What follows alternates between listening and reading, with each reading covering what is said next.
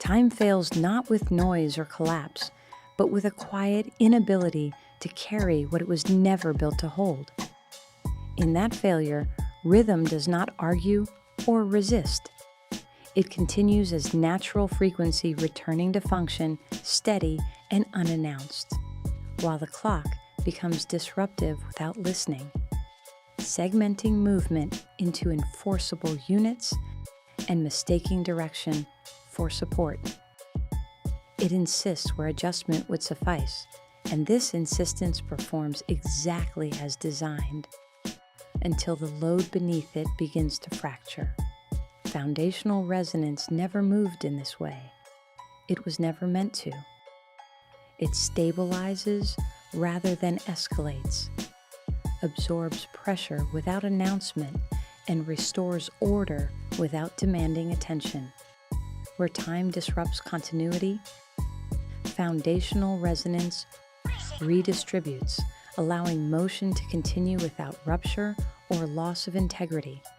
Actual breath takes in true oxygen and releases aid to all affected areas, reaching places where load-bearing has been locked by design, restoring circulation where leading was replaced by following.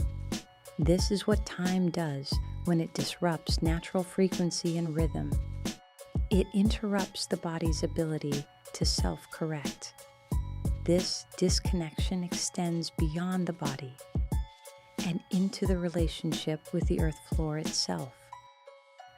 The surface beneath, the environment above, the movement of sun, moon, and surrounding planets within the solar ecosystem were never separate from rhythm.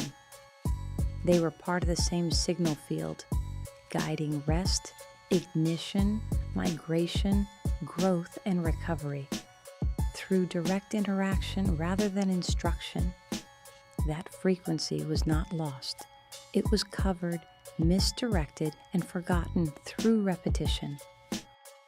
What returns now does not arrive as new information, but as ancient memory, remembering itself through a portal that never closed. The environment still speaks in rhythm, even when it is no longer listened to. The pre-existing coaster was always present beneath the motion, long before schedules, deadlines, and urgency learned how to speak politely.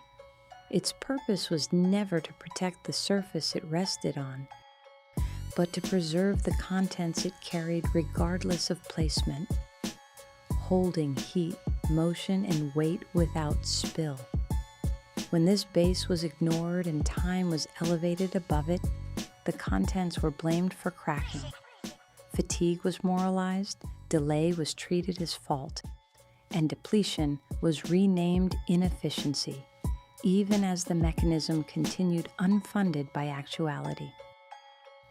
This is where time fails alongside rhythm, forced out of alignment, not because rhythm breaks, but because it was removed from its load-bearing position.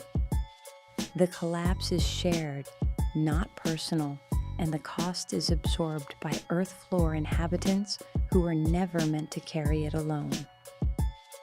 When the pre-existing coaster returns, nothing dramatic needs to happen. Rhythm recalibrates quietly. Movement regains proportion. Rest no longer asks permission. Action resumes without extraction, guided by natural frequency rather than enforcement.